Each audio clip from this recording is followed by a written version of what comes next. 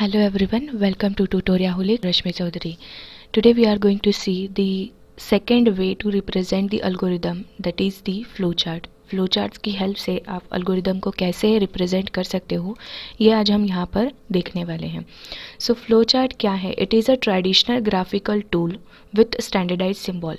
ये जो फ्लोचार्ट जो है ये एक ट्रेडिशनल ग्राफिकल टूल है जिसके अंदर कुछ स्टैंडर्डाइज सिंबल आप लोगों को बताए गए हैं, कि स्पेसिफिक सिंबल आपको बताए गए हैं यहाँ पर कि ये जो सिंबल है ये इसी चीज़ के लिए यूज़ करना है, दूसरा जो सिंबल है ये इसी चीज़ के लिए यूज़ करना है.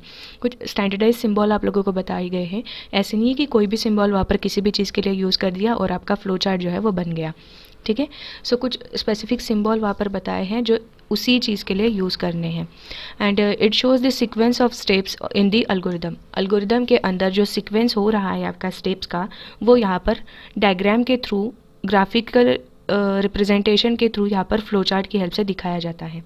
ठीक है. यहाँ पर कुछ गाइडलाइंस जो है फ्लो चार्ट ड्रॉ करते वक्त आप लोगों को ध्यान में रखनी चाहिए, वो गाइडलाइंस मैंने यहाँ पर बताई है आपको. पहली जो गाइडलाइन है वो है the flow chart should flow from top to bottom. हमेशा फ्लो चार्ट का जो फ्लो रहेगा वो टॉप टू बॉटम ही रहने वाला है, कभी उल्टा फ्लो चार्ट का फ्लो नहीं जाने वाला. ठीक है. हमेशा ऊपर से नीचे तक, नीचे की ओर ही आपका फ्लो चार्ट का जो फ्लो है वो जाने वाला है. सेकेंड जो आपको गाइडलाइन बताई है, if the chart becomes complex utilize connecting block. अगर वहाँ पर बहुत ज़्यादा कॉम्प्लिकेटेड आपका फ्लो चार्ट हो रहा है तो आपको क्या करना है, उस समय कनेक्टिंग ब्लॉक्स जो है उसको इस्तेमाल करना है. कि बहुत ज़्यादा बड़ा हो रहा है, कॉम्प्लिकेटेड हो रहा है, तो ऐसे वक्त आपको क्या करना है, जो एक मॉड्यूल रहेगा उस स्पेसिफिक मॉड्यूल को वहाँ पर ए नाम से बोल दो और दूसरी जगह पर ए नाम से उसको स्टार्ट करके वहाँ पर फ्लो चार्ट ड्रॉ करने अगर आप लग जाते हो तो एक जगह पे बहुत ज़्यादा कॉम्प्लिकेटेड स्ट्रक्चर दिखने के बजाय ये थोड़ा सा इजी हो जाता है. ठीक है. सो जहाँ पर फ्लो चार्ट बहुत ज़्यादा कॉम्प्लेक्स हो रहा है, कॉम्प्लिकेटेड हो रहा है, तो वहाँ पर आप कनेक्टिंग ब्लॉक्स का यूज़ कर सकते हो. नेक्स्ट यहाँ पर आपको बताया है अवॉइड इंटरसेक्टिंग लाइंस. जब भी आप फ्लो चार्ट ड्रॉ कर रहे हो तब आपको ये बात ध्यान में रखनी है कि कभी भी आपको एक लाइन दूसरे लाइन को इंटरसेक्ट कर रही है ऐसे नहीं दिखाना है. ठीक है. कभी भी इंटरसेक्टिंग लाइन आपको ड्रॉ नहीं करनी है फ्लो चार्ट के अंदर, क्योंकि यहाँ पर पता नहीं चलता है कि ये जो फ्लो है ये ऐसे ऊपर जा रहा है, ये ऐसे नीचे जा रहा है, या सीधा जा रहा है.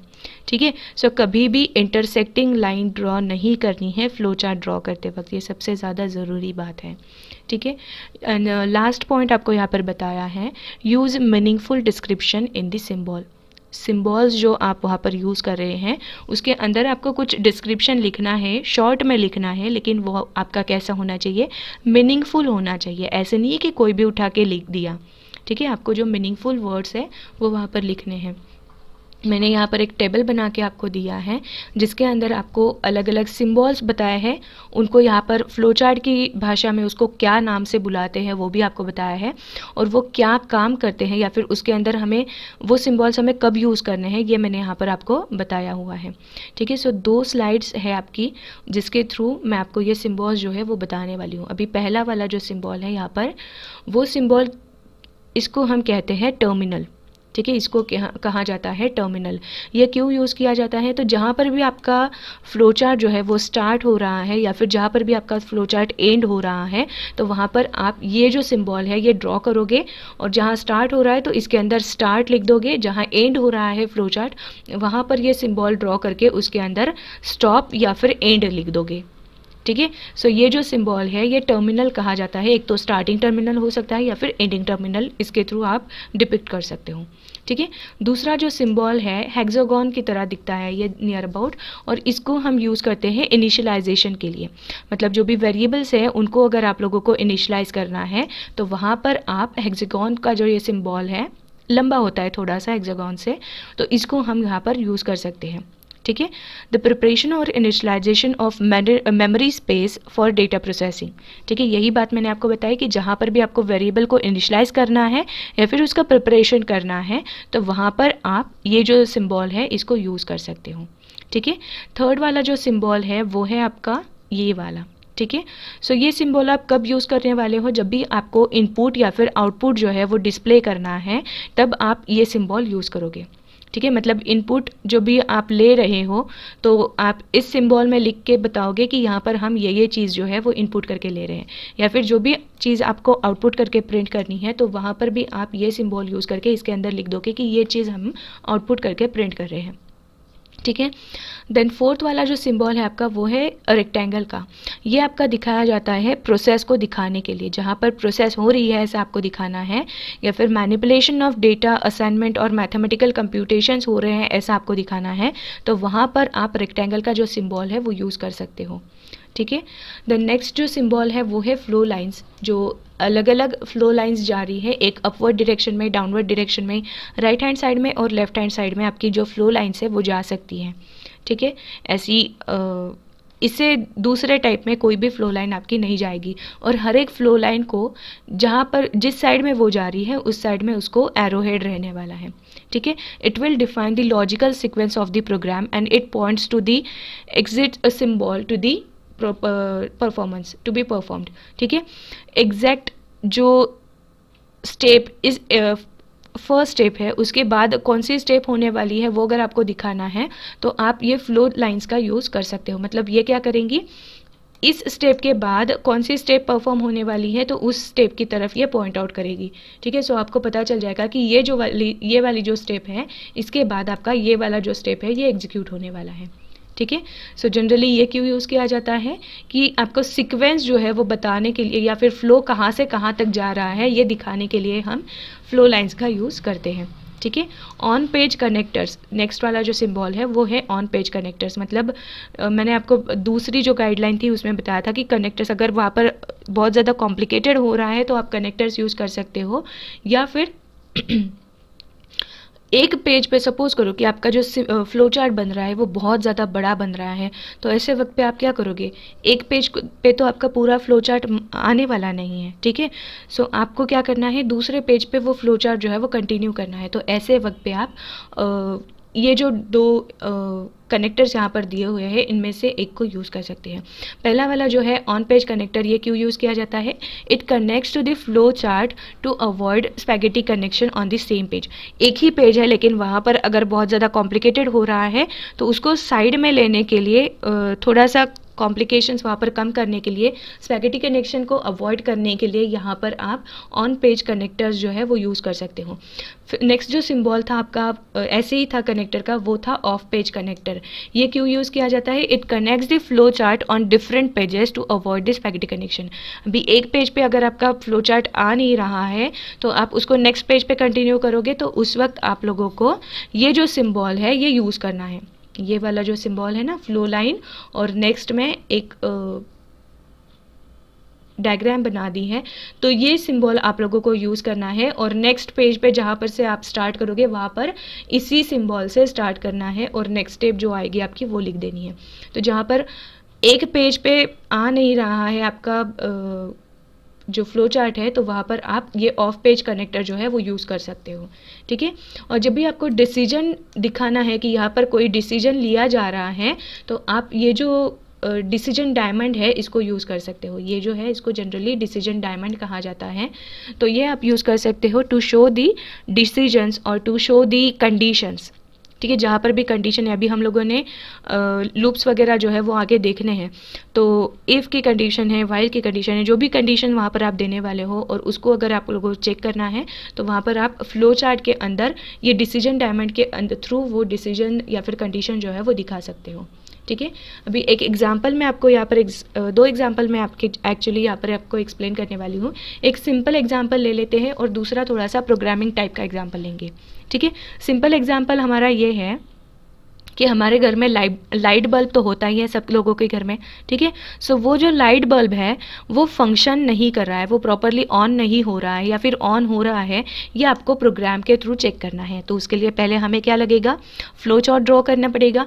तो फ्लो चार्ट ड्रॉ करने के लिए हमने वो एक एग्जाम्पल लिया है कि लाइट बल्ब को चेक करेंगे कि भाई वो काम कर रहा है या नहीं कर रहा है। ठीक है, सो स्टार्ट कहाँ से होगा, जो टर्मिनल का सिंबल बताया था वहाँ से स्टार्ट होगा और स्टॉप होने वाला है। ठीक है, सो उसके बाद कंडीशन हम चेक करेंगे, is the bulb switched on, bulb का जो बटन है, बल्ब का जो स्विच है वो ऑन है या नहीं वो चेक करेंगे। ठीक है। सो अगर बल्ब का बटन जो है वो ऑन नहीं है तो आपको उसको ऑन करना है। स्विच ऑन नहीं है, अगर कंडीशन नहीं बता रही है कि स्विच ऑन नहीं है तो आपको क्या करना है, स्विच ऑन कर देना है।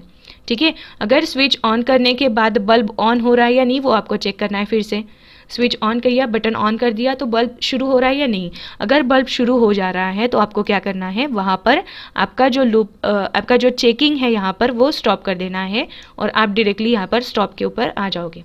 ठीक है। अभी मैं सेकंड कंडीशन जो है उसके लिए थोड़ा सा दूसरा कलर यहाँ पर यूज़ करती हूँ ताकि आपको ये समझ में आ जाए। अभी देखो दूसरा जो पार्ट आता है, दूसरी जो कंडीशन यहाँ पर आती है, पहले तो हो गया आपका बल्ब स्विच ऑन है क्या ये चेक करो।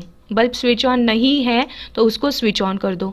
स्विच ऑन करने के बाद आपका बल्ब फिर से शुरू हो रहा है या नहीं ये चेक करो। अगर वो शुरू नहीं हो रहा है तो आपको क्या करना है, आपका फ्लो जो है वो यहाँ पर लाना है। ठीक है। फिर से ये हो गया एक कंडीशन, उसके बाद आपको ये सारी चीज़ें जो है वो आपको फॉलो करनी है। अभी दूसरी कंडीशन क्या हो जाती है, यहाँ पर देखो बल्ब जो है वो स्विच ऑन कर दिया और वो ऑन हो रहा है या नहीं वो देखेंगे।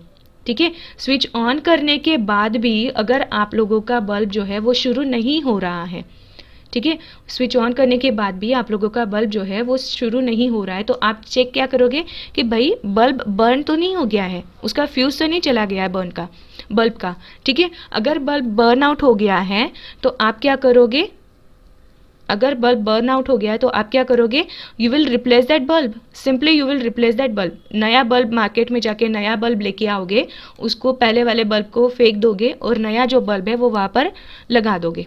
ठीक है। सो ये कंसेप्ट आपका हो जाता है। लेकिन अगर नेक्स्ट कंडीशन हम यहाँ पर देखते हैं कि बल्ब जो है वो बर्न आउट भी नहीं है, ठीक है, स्विच ऑन किया हुआ है लेकिन फिर भी जो आपका बल्ब है वो शुरू नहीं हो रहा है और वहाँ पर आपने चेक किया कि बल्ब जो है वो भी ठीक ठाक है, वो ख़राब भी नहीं हुआ है, तो इस वक्त आप क्या करोगे, हो सकता है कि वहाँ पर कोई इलेक्ट्रिकल प्रॉब्लम वहाँ पर हो सकता है कि वो जो स्विच बोर्ड है उसमें कुछ प्रॉब्लम है, लूज करंट हो, ऐसा कुछ प्रॉब्लम हो सकता है। तो उस वक्त आप क्या करोगे, you will call the electrician और इलेक्ट्रीशियन को कॉल करने के बाद आपका जो फ्लो चार्ट है वो यहाँ पर फिर से स्टॉप हो जाएगा। ठीक है। सो सिंपल एग्जाम्पल है हमारा डे टू डे लाइफ का, लेकिन इसको कितनी कंडीशंस वहाँ पर आ सकती है। पहले तो आपका बल्ब जो शुरू कर रहे हैं, आप चेक कर रहे हैं उसका स्विच ऑन है या नहीं वो चेक करना है। स्विच ऑन है तो स्विच ऑन करने के बाद वो बल्ब जला या नहीं, अगर नहीं जल रहा है तो फिर आपको क्या करना है, एक तो बल्ब जल जाएगा तो आपको वहीं पे स्टॉप कर देना है। अगर नहीं जला है तो आपको चेक करना है कि वो बल्ब भाई ख़राब तो नहीं हो गया वो बल्ब। ठीक है। अगर बल्ब ख़राब हो गया है तो आपको नया बल्ब लाके उसको रिप्लेस कर देना है। और अगर बल्ब का स्विच ऑन है, बल्ब ख़राब भी नहीं हुआ है, बल्ब अच्छा है, तो फिर आपको क्या करना है, हो सकता है वहाँ पर कोई दूसरा प्रॉब्लम हो तो आपको इलेक्ट्रीशियन को कॉल करना है। ठीक है। सो ये एक सिंपल एग्जाम्पल था जो हमारा डे टू डे लाइफ में हम यूज़ करते हैं, बल्ब जब भी ऑन करते हैं ऑफ करते हैं तब। ठीक है। दूसरा जो एग्जाम्पल है मैंने आपको बताया था कि हम थोड़ा सा प्रोग्राम की ओर जाने वाले हैं धीरे धीरे।